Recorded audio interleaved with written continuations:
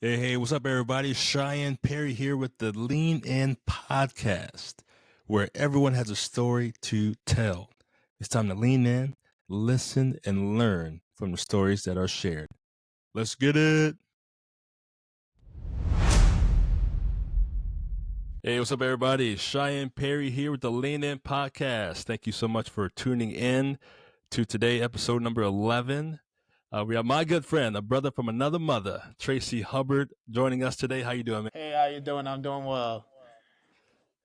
Yes, sir. Thank you so much for joining us. And I know we met briefly back in November.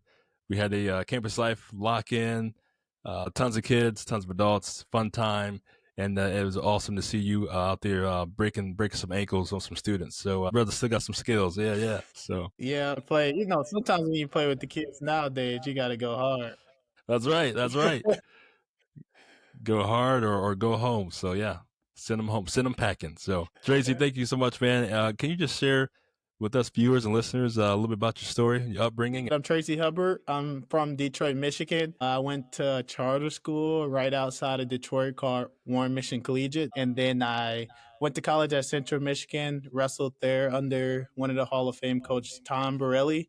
And now I'm finishing up my master's, giving back to the community around Mount Pleasant as far as wrestling, doing a little bit of ministry here and working at my university as well. Nice. All right. So from Detroit, born and raised. How'd you end up at CMU? So that's a good question. So I started sports when I was little. My primary sport was like football. I love football. I love running track too. So that was pretty much my primary.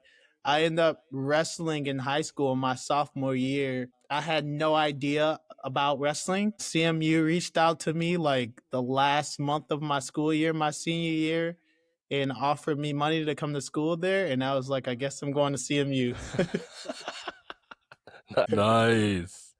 What was did you have any like great mentors you kind of studied under when you started wrestling in high school? Yeah, yep. I had a lot. It was a lot around my community. The Metro Detroit area is pretty known for their wrestling. I had coaches like John Loper that started our wrestling program my sophomore year.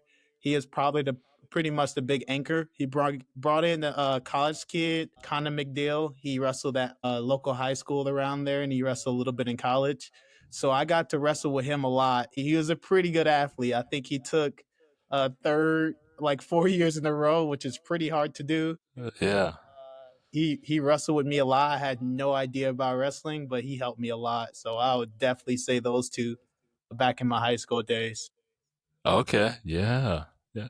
What was the inspiration behind trying out trying to wrestle? What was the motivation behind that? That's interesting. So I would say my motivation.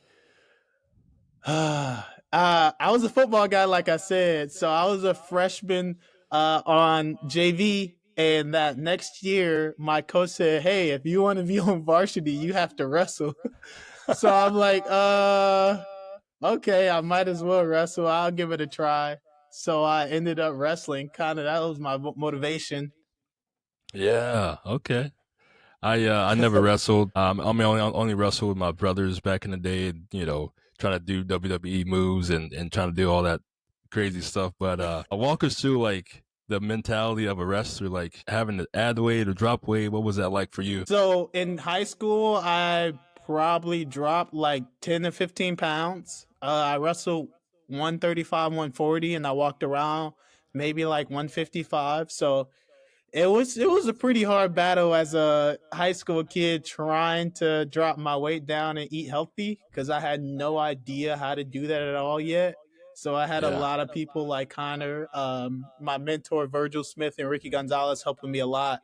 When it was time to make weight around the pro season, I think I worked out maybe 2 or 3 times a day, just to like make weight for the week is coming up and making sure I can eat something that would give me some nutrition.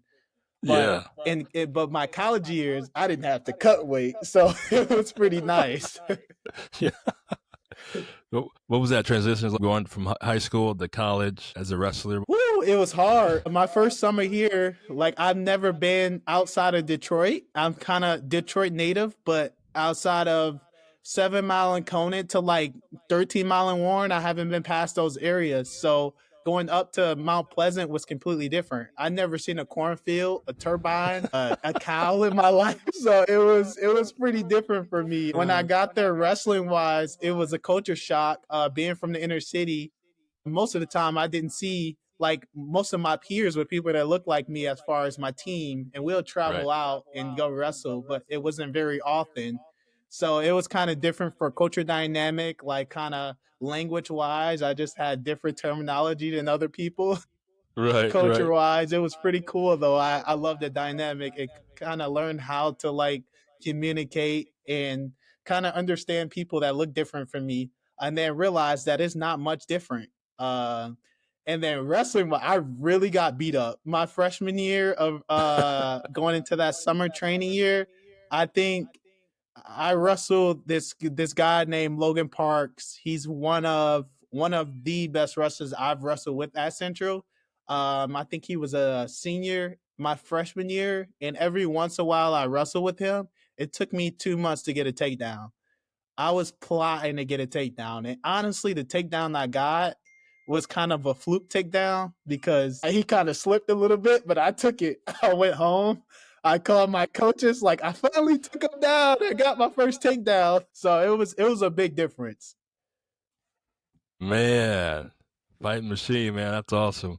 But you might share your what was your career record at CMU?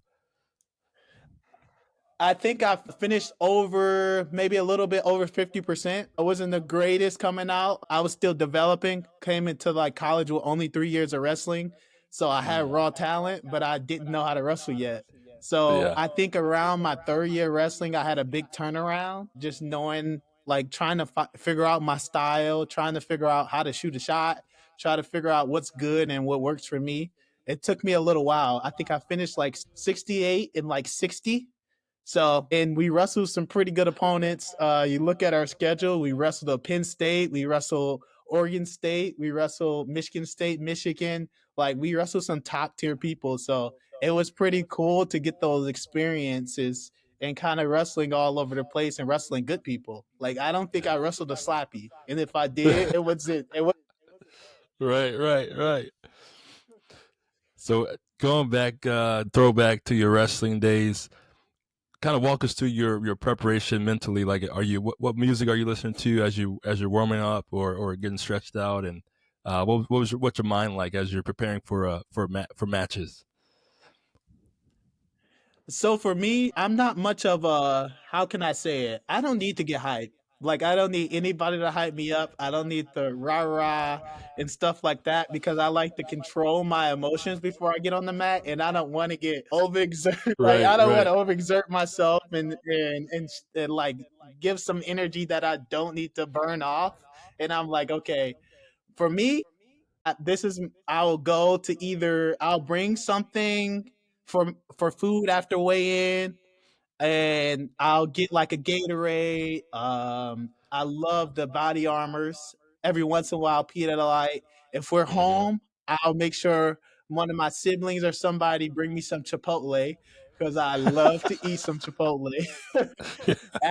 After we weigh in, after I eat, we'll get our pre-match, and our pre-match is pretty much like a 45-minute practice before we go wrestle, just to get our heart rate up. After that, I'll get my heart rate up. I usually get off like maybe 3 or 4 pounds, and then I'll drink it back up. And then once it's time to compete, I'll get dressed.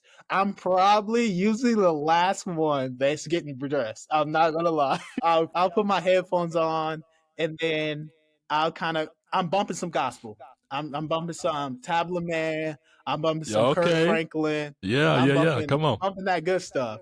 So I'm getting hype, the melodies from heaven. That's my jump right there. I throw that on real fast before I go out. And then, like for a duel, we'll have like everybody wrestle, and I'm the middle weight class. So it'll be my teammates wrestling. Every ononce in a while, I'll watch them, but I don't really Hmm. like to watch sometimes because I'll get too excited because I Right. care Right. so much, and I'm like, oh, like, and I'm like, okay, I can't. So I started to go in the back, like in our wrestling room, and I'll just think about wrestling. I'll think about wrestling for a little, for like maybe 5, 10 minutes. and then after that, I won't think about wrestling anymore. I'll just think about like anything else. Like I'll just lay on the Yeah. mat, put my feet up, and then think about anything else before I go out there. And then when I go out there, they'll call my name. I'll walk out. They'll throw my little worship song on as I'm walking out. Shake Okay. my coach's hand, get in the like squat position, send up a prayer, step on the mat, and then get ready. Man, I like it, man. Preparation at its finest. Yeah, man, that's awesome. Um, sticking to wrestling for just a moment here. Were you ever nervous every time you stepped out on the mats? Yeah, it's like for an example, how can I explain it? You ever run track before or anything like Mm-hmm. that? So you know how you get on the line and they like runner set and then they Yep. just fire the gun and then Uh it's huh. just pure adrenaline just going. Uh huh. That's like how it is when you finna go out there and wrestle. Like Okay. when you're about to do it, it's like your adrenaline's going. You're like scared to the point like it's like not scared, but you're nervous. And then you shake their hand and you start wrestling, and then you realize, oh, I'm actually wrestling, and then you just the natural instincts start to kick in. Right. Still get the jitters, right? But it sounds like you're composed and you have a right mindset and you just ready to take them down, man. No mercy. Yeah. Can you walk us through what was it like growing up in the Detroit area and what was your family dynamic? Okay. So yeah, so I'm the second youngest of five. I got three sisters, one under me, and then I got an older brother. And then my mom was a single parent, so she raised pretty much us by herself the whole time. She worked all the time pretty much to try to provide us with everything we needed. She did an awesome job. She I had every pair of shoes I wanted. I had the clothes I needed. I had food. I had everything I needed when I was a kid. It was a pretty cool dynamic. We had we call them our cousins. They're not our cousins, but they are our cousins if you know what that means. They live right across the street from us. And there it was Carlos, Trey, and Kiana. We go over there and play with them all the time. We'll play tag, we'll play flag footballs in the street, we'll play basketball, we'll everything. It was awesome. It's kind of my street was called Cherish. It was between like Lance and Emory, like 7 Mile and near 7 Mile and Conan and Ryan area. And we would just kind of ride our bikes all over the place. We'd ride our bikes or we'd walk over the place, go down the street to play with other guys, or we would have this sports rivalry with other streets. We'd go play basketball against them or football or anything like that. It was a pretty cool experience being able to have some like my siblings and my cousins that close to me and knowing that I was a baby. I was the smallest one out of the boys. So I would try to tag along with them all the time. Every once in a while I'll get left and they'll tell me to go play with the little kids. See ya, Yeah. man.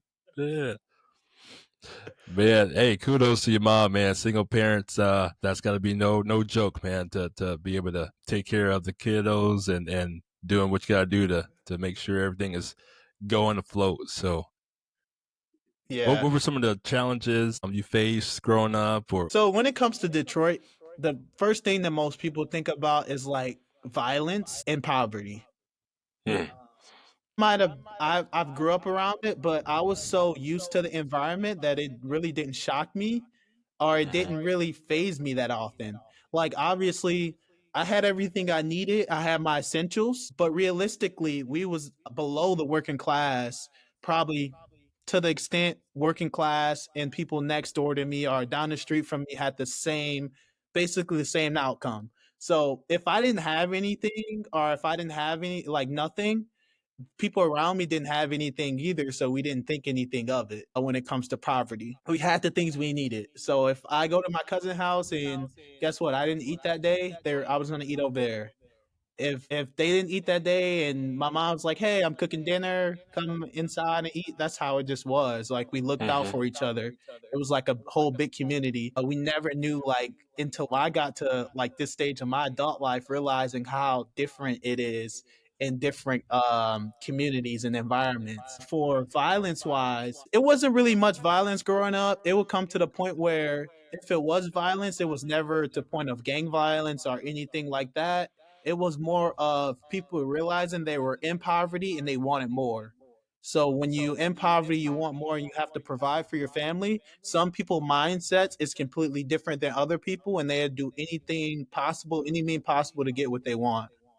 So that's what most of the violence come by and kind of poverty in a sense. It's just a little different. I drove down to that neighborhood that I grew up in like a couple of weeks ago and I took my girlfriend that's originally from Mount Pleasant. She never experienced like Detroit at all. And we just rolled around my block and I was just reminiscing, pointing at all the houses that I grew up in on one block. And she was like amazed. She's like, oh, this is where you grew up? So it's just pretty cool to like look back and think about where I came from and where I'm at now. So it's pretty exciting to just kind of have that perspective because most people don't have it like that. So, and then most people do. And I just pray that we can continue to reach those people that do experience it and don't experience it because I think everybody can learn from a situation like that or even hear as much as people can't like feel what you went through or anything like that, you can always explain and educate them.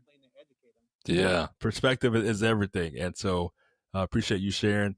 I know you mentioned earlier you listen to gospel music when you're doing your wrestling career. Can you walk us through a little bit of your faith? Walk us through your journey before Christ and after knowing Christ. What was that like? So before Christ, like growing up, my mom like grew up in the church.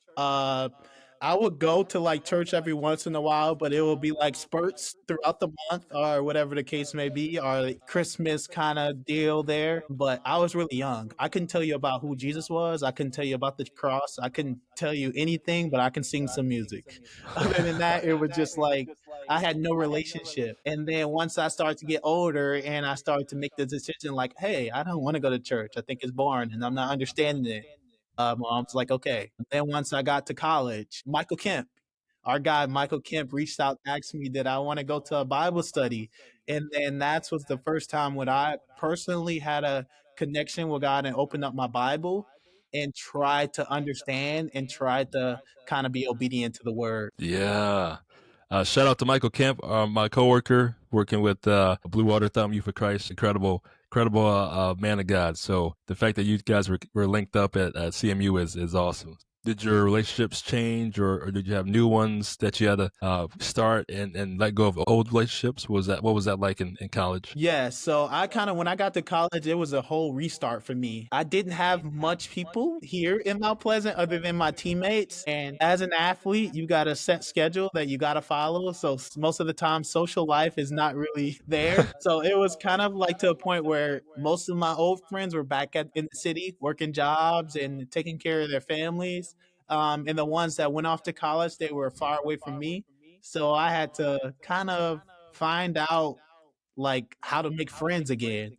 I never had to experience that in my life because most of the kids I grew up with, I knew them since I was a baby. So it was just kind of hard for me to just kind of like burst out and do that. And as you Right. can see, my personality, I'll talk to any and everybody. So it wasn't hard for me to like do that. So it kind of was a different like style of just trying to build relationships with people and kind of like make like wise and have discernment when it comes to being friends with certain people and making sure they are kind of up to par with like what I'm looking for in a friend in a way, if that makes sense. hmm Yeah.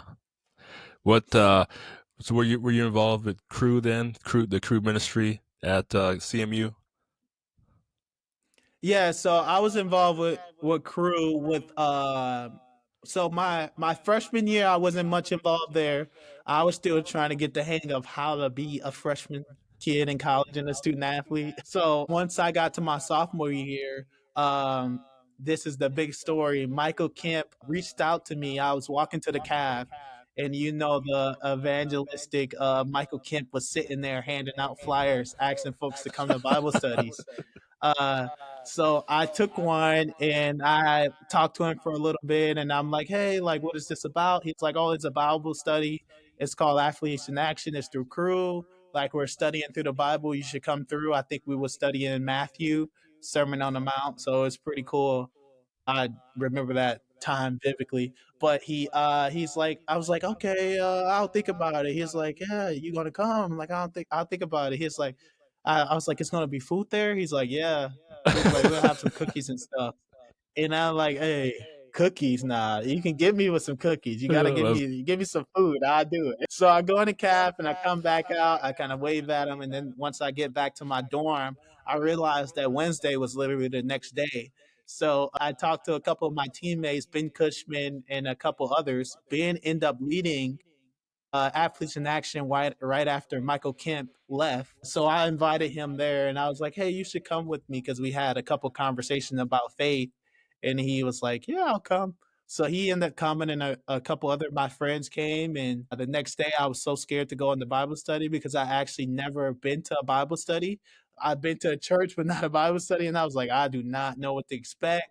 Like, obviously, we're going to read the Bible, but how is this going to look? Like, what's going on. So I get there, I sit down, and we're reading about Jesus healing and Jesus feeding the 5,000, the 4,000, and doing all these things. And I'm like, hold up. My church ain't never read this before. And if they did, I was not listening.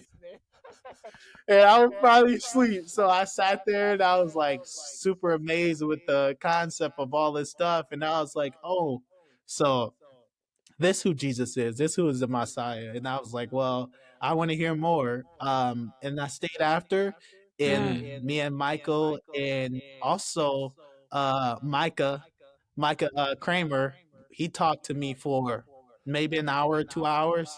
I asked him a lot of questions, and he asked me, did I want to give my life to Christ that night? And I was like, well, I don't know anything about Jesus, but if you're doing all this, then yes. And I I was love like, it. they Yes. laughed, they laughed, and then we prayed at the bottom steps. Once we prayed, I said, I don't feel any different. They laughed, and then I was like, what do I do now? I'm just a little like baby in my faith, having no idea. And Michael started to discipleship me, and I met with him for like every week for a long time. So it was until he left. It was awesome. Man, that praise the Lord, man. That's awesome to hear that you had some solid guys. Shout out to Micah Kramer as well, and those guys are really poured into you and help you how to walk through life as a man of God. Much Yeah. respect. Yeah. So now I know you've mentioned this on your social. You are going to Puerto Rico in May. Can you talk to us about that and how did that come to be? Yes. Oh, I love Puerto Rico. This is one of the trips that kind of shift my faith journey a lot. So I was baptized 2021, gave my life to Christ in 20, and that's when the shift started. I went to a camp in 2022 called Extreme Challenge Puerto Rico. So it's a ministry based camp from AIA. It was the most outstanding trip I ever been on. I never knew that you can worship God through your sport. I never knew what it meant to do that. I didn't know where when people go on television they say all glory to God, what that actually meant until I went to this camp. I was still getting like a foundation of my faith, and kind of understanding the theological background of the Bible and kind of getting into a bit of the apologetics with Micah and kind of trying to still understand and find myself at the same time. So this camp, me by one of my buddies. His name is Caleb Hodgson. He was running it at AIA after Michael and Michael left, so he was running it, and he asked me because I was co-leading it with him that year. He asked me that I want to go to Puerto Rico, and it was like a month away, and I was like, "Yeah, sure." So I decided to sign up, and man, I did not know what I was getting myself into, but it was the biggest life-changing experience I have ever had in my life. I went there. This is going to be my fourth year going. The first year I went as an intern. The second year I was an intern. Third year I was an intern. And this last year I'm on volunteering staff. I'll be the director of interns, which makes sense because I was an intern for 3 years. So they started this back up in 2021 after COVID hit because they went on a kind of dry spell, kind of trying to figure out what it looks like. So Extreme Challenge Puerto Rico is basically it's a couple US colleges and some colleges from Puerto Rico all coming together. So some of the colleges that they have going from the states is like Texas State, they have what else? Loyola in New Hmm. Orleans. They have Tulane. They have a lot of universities that go there. They got Central Arkansas. They got Arkansas. They got Texas. They're most of the down south schools that go there because it's kind of their regional trip. I just kind of squeaked in there because I've heard about it. So this is considered a UTC, but it's not based as a UTC. So UTC is the ultimate training camp. So we fly down to Puerto Rico from May 21st to May 30th, and we have to fund for our costing. The cost is probably like 2,100 around there, and it's a little bit more for staff members. So we fly into St. Juan's, then we go from San Juan's to Maya West. It's basically on the west side of the island, northwest side, and then we go to a college called Intern, which is a gorgeous college. So my journey through IA was phenomenal. This trip had a deep impact on my spiritual journey and pursuing like how to build my relationship and how to have a personal relationship in Christ while playing sports and using the platform that I have to glorify God. It was phenomenal. So for my role as an intern director, I'm going to be leading up to 10 interns and kind of shaping them to go out in the world after Puerto Rico into their colleges, into their community, and be able to discipleship and lead individuals and share the gospel to other people. Kind of the evangelist slash discipleship leading slash if it's pastoring or being a servant leader. I'm trying to help them find where their gifts are at and kind of shape myself as well and learn from them and as they learn from me. So we go through like the KGP. That's basically just knowing God personally booklet. So we'll go through a training and I'll share how to share the gospel to other individuals, how to write a testimony, what is discipleship. We're talking about some core values like purity, serving, a lot of other things. And on top of that, talk about some of the events that we're going to do throughout the trip. So as the interns come into Puerto Rico, we're going to be prepping them for the students because once the students get there, we're serving them 24/7. So the big thing there is why are we in Puerto Rico? Why is it not anywhere else? I think about this because Detroit is a extremely empowered place and they need God. Everybody need God. Come on. So why did we go to Puerto Rico to do that, right?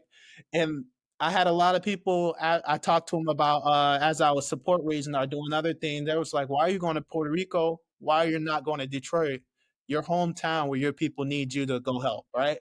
And it get to the point where yes, my people need me to serve and help them and share the gospel with them. But think about this: when I go to Puerto Rico and build this foundation of how to worship God through a different lens of a different culture, different language. There is a language barrier.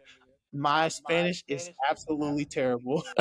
And just trying to go out there and like we got people from all type of we got foreign exchange students that are at Texas State that are from Brazil, that's from Old Dominion, Dominican Republic, or whatever case may be. We're getting plant there in Puerto Rico in paradise to learn how to build these skills and these build a relationship with God for we can come back to our city and think about this. We're in a different environment, speaking a different language. Now we're here with our people that is kind of our cultural like norm.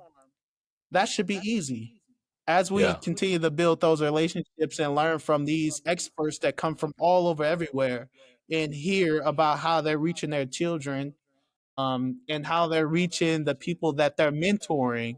It's phenomenal. And then you go back and start to see do these things and see these things that's happening in the city or even in the Mount Pleasant and try to use these skills to kind of share the gospel. It's outstanding.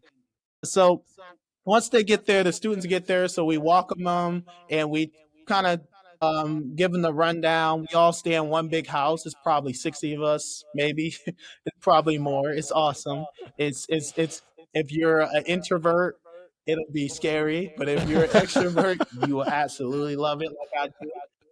So we go to Puerto Rico and we learn how to worship God through our sports. So we go there and we do labs. So for these labs, there's random games that we play. Last year we played kickball. So kickball slash handball. We like make up games. So most of the time we pick games that nobody know how to play. Because you gotta think about we have a tremendous amount of D1, D2, D3 athletes that are the best at what they do. We have people that are finna be tennis pros when they're done. We have people playing baseball, we have track runners, we have bowlers, we have any sport we had a speed walker last year. It was awesome. And they're phenomenal at what they do. So we gotta pick a sport that is like, I don't think nobody's gonna be good at this.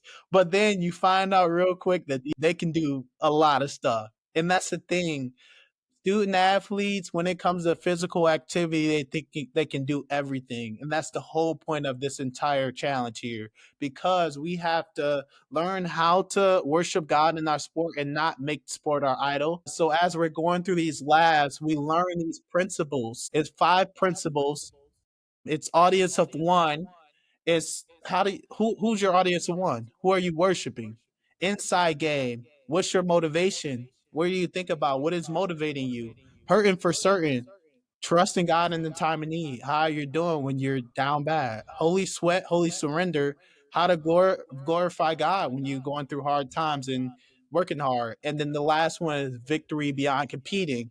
Yielding control to God's plan, and doing what He's calling you to do. So we learn these principles throughout the labs, and every game we play, we apply these principles, and then we'll tell our student athletes, hey, when you're playing in a game, think about who's your audience of one. And Mm. surprisingly, you will be shocked how hard that is when you're in go mode. Because you got to think about these athletes, when they go in go mode, they don't think about anything else but dominating their sport. So Right. to make them pause and say, hey, stop right now. What's your motivation? What's motivating you right now? I've done this before and I'm like, actually, right now, I don't even know what's my motivation. And then when you think about it and say, hey, actually, worshiping God is my motivation right now. Using my talents and my ability that I have to go glorify Him is my motivation. Having fun is my motivation. Or who's your audience of one?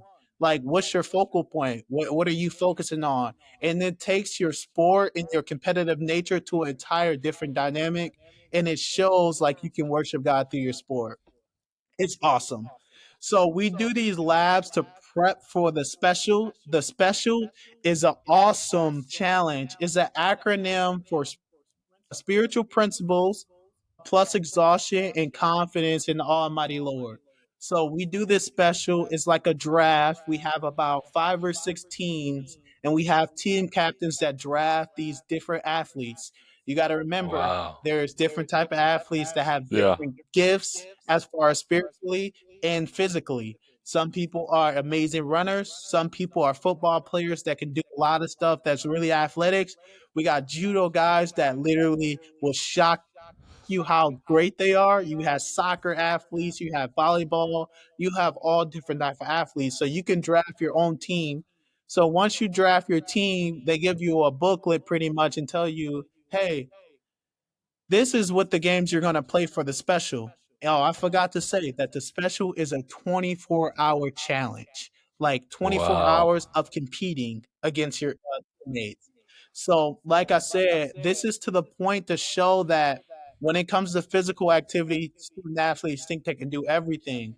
But if it's a 24-hour like challenge in there, is endurance. It's mentally and spiritually and physically staying sane and focused, and you will be surprised how many people just reach their peak and realize that actually I've made sports in this challenge my idol. I need to forfeit it and give it to God. And then as they go through this challenge, they learn how to do teamwork. They learn their value and God, what's God calling them to. They learn how to worship God in their sports. learn how to apply those 5 principles that they learned in the lab to like a real life scenario now. When we do these things, we want to share the knowledge to them and make them go out and do it. And that's exactly what we do. So, yeah, that's pretty much what our my Puerto Rico trip is about. And then after the special, we go to churches and we like last year we went to I think churches. I think it's completely different what I'm used to. I'm Yeah. in a non-denominational church, and you go to a church that speaks Spanish and sings Spanish, and you start to realize that it's a lot different, but they all serve in the same God. It is awesome. And they all sing to the same person that you pray to every night. And they're all reading the same Bible that you're reading. It's just in Spanish and translated a little differently. It's phenomenal. And then we do outreach. We go to San Juan, which is the probably the most tourist place in Puerto Rico, and we go share the gospel. We go exactly, we go do exactly what God taught us to do in the Great Commission, and we go to share to the most random people ever. Last year we had someone get baptized on the beach because one of our leaders, one of the directors that run Puerto Rico, did exactly what she's telling us to do, is going to share the Great Commission. And ironically, this lady came up and said, "Hey, what are y'all doing here?" And she shared the gospel to him. And 20, 30 minutes after, by giving her like sharing who the Messiah is, sharing who Jesus is, they baptized her. It's like it's amazing. It is phenomenal. You the amount of athletes that go home and go share this stuff and go share these tools that they gain. It's awesome. It's one of the best trips I ever been on, and I will always go back. They will have to tell me, Tracy, you can't come back anymore for me not to go back. So I'm super excited to see a lot of the interns and some of the staff directors that we have to just reunite with them and see what's been going on this past year with them and meet some new faces, meet some new brothers and sisters in Christ, and Hmm. kind of add them into my contacts and be able to reach out to them a couple times a month or whatever the case may be. Man, if you don't know, now you know. Athletes in action. Come on. Man, Uh, it's awesome. Tracy, how is there a link to support you financially to help with your travel expenses? Yes, actually it is. I just started kind of like reaching out to folks and trying to fundraise. As I said, I think I have to raise 2,500 because I'm a staff member now. So I get there a little bit early and go through a training. So they prepare me for everything that's about to come up. So they do a great job with that. But you can support me by just link. You go Okay. to Yep. crew, and once you go to crew, you go to donate, and then you'll type my number in.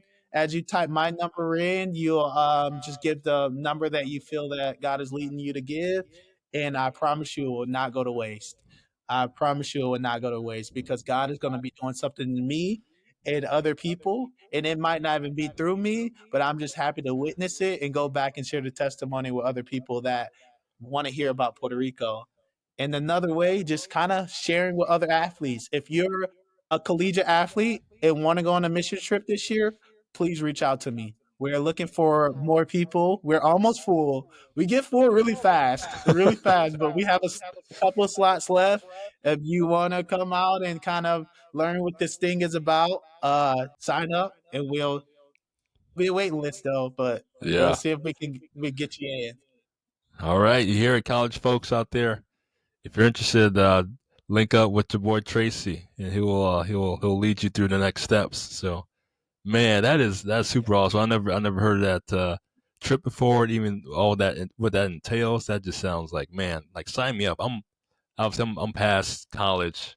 I didn't even play college sports, but maybe pickup basketball can maybe be considered. But man, if I was in college, I would be right atmosphere. That's awesome, man. Just join us for some staff. We need more staff anyways.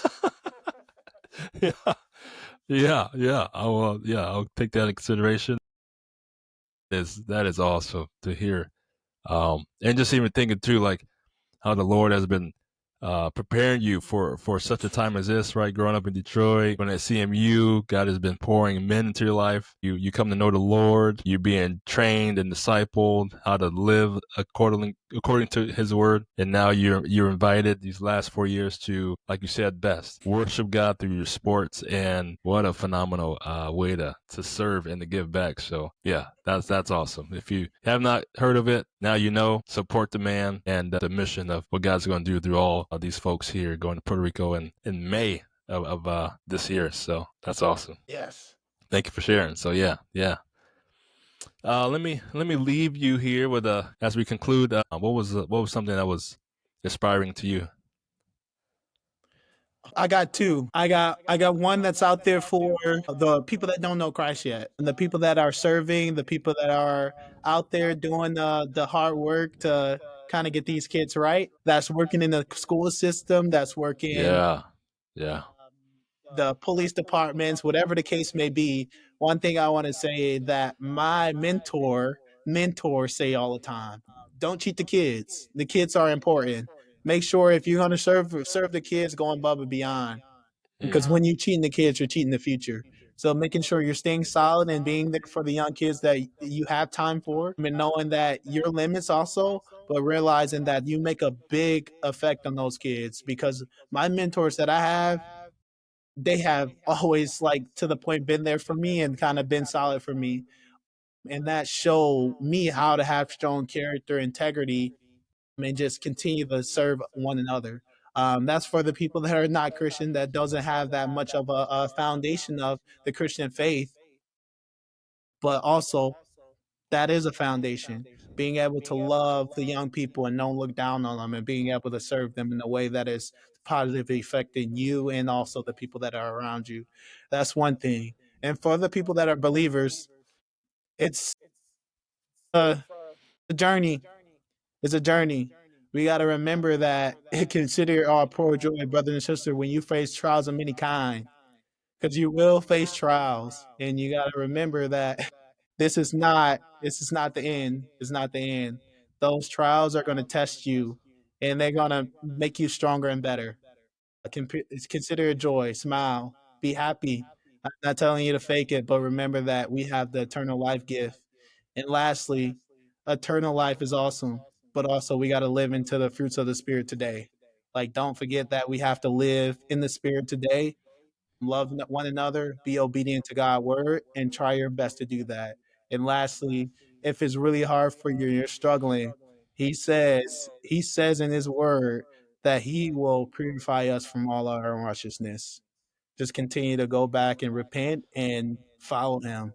Repent mean turn around, keep turning, go, don't go back. So don't get discouraged, because I've been discouraged in my journey as a Christian.